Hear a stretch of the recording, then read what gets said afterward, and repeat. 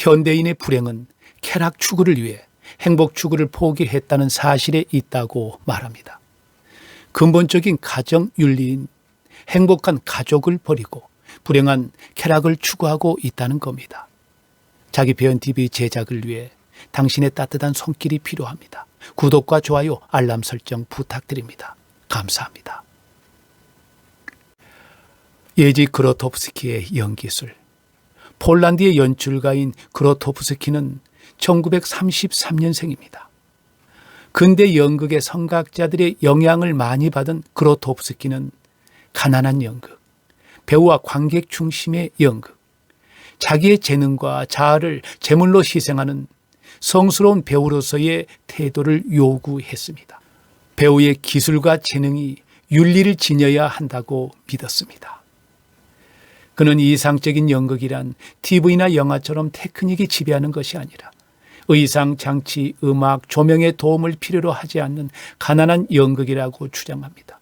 또한 연극의 중심을 이루는 것은 배우의 육체, 근육의 움직임, 리듬, 목소리로 진실한 연기를 하기 위해서는 극한까지 자기 자신과 맞부딪히며 자기의 성격, 욕망, 무의식의 밑바닥까지 자기를 탐구해야 한다고 말하며 배우와 관객 중심의 연극을 주장한 연출가입니다. 그로토프스키가 5살 때인 1938년에 스타니슬라브스키가 75세로 사망했고 그가 7살 때인 1940년에 메이엘홀드가 66세로 죽습니다.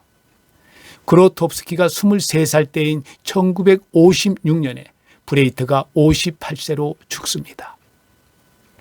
그로토프스키는 1951년에서 1955년까지 크라코비에 있는 연극학교에서 공부한 이후에 모스크바에서 연출 공부를 하고 다시 크라코바로 돌아옵니다. 연극이란 무엇인가라는 근본적인 질문을 던지고 이에 대한 해답을 찾기 위해 평생을 탐구합니다. 그의 탐구 주제는 다음과 같이 분류할 수 있습니다. 첫째, 연극이란 무엇인가? 둘째, 배우란 무엇인가? 셋째, 훈련이란 무엇인가? 그로토프스키는 이와 같은 질문에 대해 3단계에 걸쳐 탐구합니다. 제1단계는 1957년에서 1970년까지 연극 실험실에서의 시기입니다. 가난한 연극 혹은 가지지 않는 연극의 개념은 연극의 비본질적인 요소들인 분장, 무대장치, 미술, 조명, 음향 효과 등을 제거하고 무대 연기의 본질적인 요소인 배우와 관객에게 집중하는 연극을 추구합니다. 배우와 관객의 관계에 대한 실험을 거듭하면서 자신의 연극론적 토대와 배우 훈련 등을 창조해 냅니다. 그러나 종래의 연극과 공연에서는 관객이 극단적으로 수동적일 수밖에 없다는 결론을 내리고 새로운 연극에 몰두하게 됩니다. 제2단계는 1978년에서 1982년 시기에 원천 연극 혹은 초연극의 프로젝트를 진행하게 됩니다. 지금 나는 관객이 수동적이고 공간이 고정되어 버린 문화의 어떤 형태들을 포기해 버렸다고 말하며 종래의 연극과 공연이란 개념에서 벗어나기 위한 일련의 시도를 하는데 이 시기가 바로 원천 연극 프로젝트입니다. 이 프로젝트는 참가자들이 고행을 통해 인위적인 문화에 의해 형성된 것을 제거하고 인간의 원초적인 본성을 회복하는 것이 목적이었습니다. 마지막 제3단계는 이탈리아에 세워진 그로토프스키의 작업센터를 거점으로 유럽과 미국을 중심으로 순회하며 강연과 워크숍을 지속하던 시기입니다. 피터 브룩은 그로토프스키의 작업에 대해 이 시기를 운반 수단으로서의 예술이라고 불렀습니다. 20세기의 많은 철학자와 예술가들이 그러했듯 그로토프스키 또한 서구 문명을 원초적인 인간성을 왜곡하는 실패한 문화라고 보았습니다. 실패한 문화에 기반한 기존의 연극 또한 그의 관심을 끌지 못했습니다. 그는 배우와 관객이 원초적인 인간성을 회복하는 것을 연극의 목적으로 보았기 때문입니다. 연극 실험실 시기의 작업으로부터 원천 연극 프로젝트, 말년에 이루어진 작업에 이르기까지 그의 모든 작업은 원초적인 인간성의 회복, 영적인 성장, 본능과 무의식에 대한 탐구에 초점이 맞추어졌습니다. 현대인의 불행은 쾌락 추구를 위해 행복 추구를 포기했다는 사실에 있다고 말하고 있습니다. 근본적인 가정 윤리인 행복한 가정을 버리고 불행한 쾌락을 추구한다는 겁니다. 어쩌면 인생에서 우리가 찾으려는 것은 고귀한 어떤 것이 아닌 근본적인 어떤 것이라고 말합니다. 브레이트가 관객으로 하여금 생각할 수 있게 하는 것을 원했다면 그로토프스키는 관객의 내면과 심층을 불안케 하는 것을 원했다고 볼 수 있으며 아르토적 분위기마저 감지되었습니다. 그로토프스키는 배우와 관객의 만남을 통해 이루어지는 직접적이고 살아있는 영적 교감을 연극의 본질이라고 보았습니다. 배우들은 단순한 극적 행동을 창조하는 극중 인물에 그치지 않고 영적 교감을 실현하는 담당자여야 했으며 배우는 음성과 동작에 의해 꿈과 현실과의 경계를 동요시키는 충동을 표현할 수 있도록 수년에 걸쳐 독특하고 엄격한 시스템에 의해 훈련되어야 했습니다. 무대는 영적 교감이 일어난 장소로서 개혁되어야 한다며 교감의 방해가 되는 무대와 객석의 경계를 허물기 위해 관객들을 홀 여기저기에 아무렇게나 앉게 하여 배우와 관객이 뒤섞이도록 하는 등 여러 방식을 사용했습니다. 테이블이 배가 되고 의자 등거리가 감옥이 되는 식으로 상상력에 의해 취급되었습니다. 그로토프스키가 생각한 연극의 목적에 비추어 보자면 연극은 결과가 아니라 과정이며 과정 자체가 연극 작업이었습니다. 그는 재현 예술을 포기하고 과정에 집중했습니다. 배우들은 작업 과정에서 자신을 속박하는 온갖 장애물로부터 해방되어야 했고 공연 과정에 관객을 해방으로 이끌어야 했습니다. 이는 필연적으로 공연과 공연 준비라는 분리된 개념을 거부하도록 하며 나아가 창조와 훈련을 동일선상에 놓인 하나의 과정으로 인식하도록 했습니다. 가난한 연극 시절에는 배우 훈련을 자기 해방에 이르는 과정으로 될 수 있는 방법에 대해 탐구했던 그로토프스키는 원천 연극 시절엔 공연이란 개념 자체를 해체했습니다.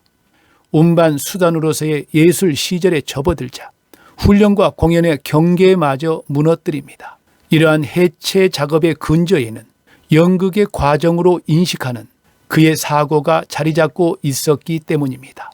운반 수단으로서의 예술은 관객의 존재를 부인합니다. 대신 작업의 질이 작품의 수준에 이르게 하고 동시에 타인에게는 불필요한 순전히 개인적인 일이 되지 않기 위하여 증인을 초대합니다.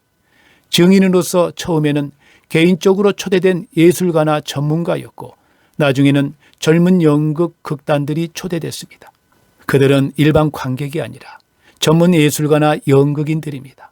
어쩌면 단절됐다고 볼 수 있는 운반 수단으로서의 예술이 그래도 직업적 동료의 존재를 통하여 연극의 영역에서 살아있는 관계를 어떻게 유지하느냐에 대한 어떤 방식을 보여주는 것이라고 말하고 있습니다. 배우와 관객이 직접적이고 살아있는 영적 교감의 상태에 이르기 위해서 배우는 온전히 자기를 폭로할 수 있어야 한다고 보았습니다.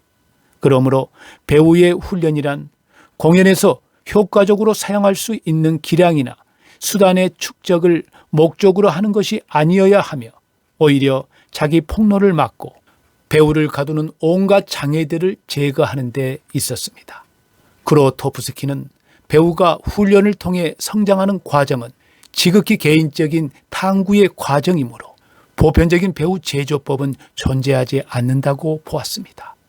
발성훈련이나 신체 훈련 등의 연습에서 원칙은 각자 자기의 고유한 본성에 따라 연습들을 실행해야 됩니다. 배우 훈련은 하나의 시스템으로 전체가 길들여지는 방식이 아닌 개인의 고독한 탐구 과정으로 되어 있습니다. 물론 그 과정은 무엇인가를 습득하는 데 목적이 있는 것이 아니라 자기의 해방을 막는 장애물을 제거하는 데 목적이 있습니다. 배우에게 세속적 종교의 사제로서 나르시 시즘에 빠져 기술을 대중에게 팔아넘기는 수준의 궁정 배우가 아니라 자기의 재능과 자아를 제물로서 희생하는 성스러운 배우로서의 태도를 요구했습니다. 그러한 성스러운 배우는 기술을 동반한 진실성을 갖추었으며 재능의 윤리적 실천을 행한다고 보았습니다. 그에게 예술이란 단순한 기술이 아니라 마음이자 윤리였습니다. 이러한 태도에 기반을 두어 훈련 과정을 통해 배우는 단순한 직업인이 아니라 인간의 존재 자체를 회복할 수 있으며 그럼으로써 배우는 영적으로 성장하고 관객과의 살아있는 교감을 이루어낼 수 있다고 보았습니다. 그는 지시사항을 전달하거나 배우를 자신의 옷에 맞게 훈련시키는 연출가가 아니었습니다. 연출가인 자신은 배우들에게 스스로 나아갈 길을 발견하고 개척하도록 도와주는 안내자이자 함께 길을 찾아가는 동지로서 위치해 있었습니다. 배우에게 지시하는 연출가가 아니라 배우 자신의 폭로를 경청하고 열린 태도로 함께하는 안내자이자 조언자요. 또한 과정을 함께하며 연극을 연구하는 동지였습니다. 배우에게 연습은 단순히 공연의 준비가 아니고 자신에 대해, 자신의 능력에 대해, 그리고 한계를 극복하는 가능성에 대한 발견의 장이다라고 말합니다. 배우의 작업은 매 순간 살아있어야 한다. 고정되거나 안정된 시스템을 원해서는 안 된다고 말합니다. 오늘 새롭게 발견한 것을 내일은 뛰어넘어야 한다. 그리고 발견한 것을 포기하고 자신만의 길을 찾아야 한다. 다른 모든 이들처럼 배우들도 고정된 작업 방법을 연구하고 발견하려는 유혹에 사로잡힌다. 그러나 그런 작업 방법은 존재하지 않는다. 곧 배우 훈련으로 고정된 시스템은 존재해서는 안 된다고 말합니다. 매 순간 새롭게 발견되어야 한다. 우리의 삶이 오늘은 어제와 분명히 다른 삶을 살아가고 있듯이 매 순간 새로운 삶을 살아가야 한다는 겁니다. 배우의 신체 행동은 인간 행동의 요소이다. 몸 안에 있는 모든 힘은 타인을 향하거나 자신을 향한다. 듣고 바라보고 물체를 들고 행동하기, 기댈 지점 찾기 등 이 모든 것은 신체 행동이라고 말하고 있습니다. 배우가 욕심을 부리며 적극적으로 사고하는 순간부터 부조리해지고 불안전해집니다. 창조자가 작업에 몰두할 때는 모든 문제를 잊는 것이 바람직하다고 그로토프스키는 말합니다. 나는 스타니슬랍스키를 깊이 존경한다. 그러나 배우에게 그 어떤 이상적인 시스템은 존재하지 않는다라고 말합니다. 스타니슬랍스키의 시스템은 그 나라와 자신이 살았던 시대를 그대로 반영한 것이다. 그런 시스템을 다른 장소에 옮겨 심는다면 그것은 곧바로 상투적인 판박이가 되고 말 것이다. 탄생의 순간에 이미 죽어버리는 것이 되고 말 것이다. 그로토프스키는 배우는 자신의 고유한 삶에 의지해야 하고 정서적 기억이라는 영역에 의존하거나 만약이라는 방법을 추구해서는 안 된다. 배우는 몸과 기억으로서 자신을 돌이켜 봐야 한다. 그것은 몸에 관한 기억이 아닌 몸 자체의 기억이자 몸은 곧 삶이다. 그러므로 배우는 겪지 않는 경험들, 아직은 기다리고 있는 경험들로 자신을 돌이키기보다는 자신에게 진정 중요했던 경험들로 돌아가야 한다고 말합니다. 우리의 감성과 심리는 우리의 의지에 따라 좌우되는 것이 아니다. 스타니슬랍스키는 이전의 단계에서는 이 사실을 분명히 인식하지 못했다. 그는 이른바 정서적 기억을 추구했다. 그는 다양한 감정을 기억하려는 의지는 결국 동일한 감정을 되살릴 가능성을 의미한다고 생각했다. 그러나 감정이 의지에 기속된다는 믿음은 그의 오신이었다라고 말하고 있습니다. 그로토프스키는 아르토의 잔혹 연극의 주제들은 그 의미가 퇴색된 갖은 학대나 고문만 난무하는 싸구려 외설 연극으로 변질되어 끝내 진부해져 버렸다. 자기 주장을 실제로 실현하거나 자기의 진정한 내면 세계로 진입하기 위한 수단이 전혀 없다는 데 있다. 아방가르드 연극으로 불리는 가련한 공연들은 대개가 무의미한 잔혹 행위만 남발한 나머지 미숙하고 착잡하기만 하여 어린 애들에게도 공포감을 주지 못함을 알 수 있다.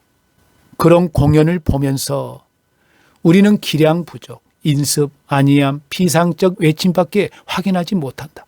그런 것들은 관객을 거북하게 만들 수 있어도 감동시키지는 못한다고 말합니다. 나는 선조들에게 전적으로 동의하지 않는다. 그러나 그들을 부정할 수는 없다. 그들은 나의 기초이고 나의 원천이기 때문이라고 그로토프스키는 말합니다. 그로토프스키는 1999년 66세를 일기로 돌아가셨습니다. 연극의 역할은 고귀한 인간성 회복이다.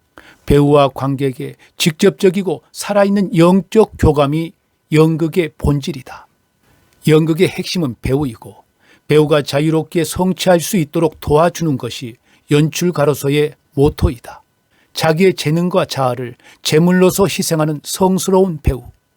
예술이란 기술이 아니라 마음이자 윤리라고 보았던 그로토프스키의 주장처럼 연극은 세상 사람들의 고귀한 인간성 회복을 위해 노력해야 될 것입니다.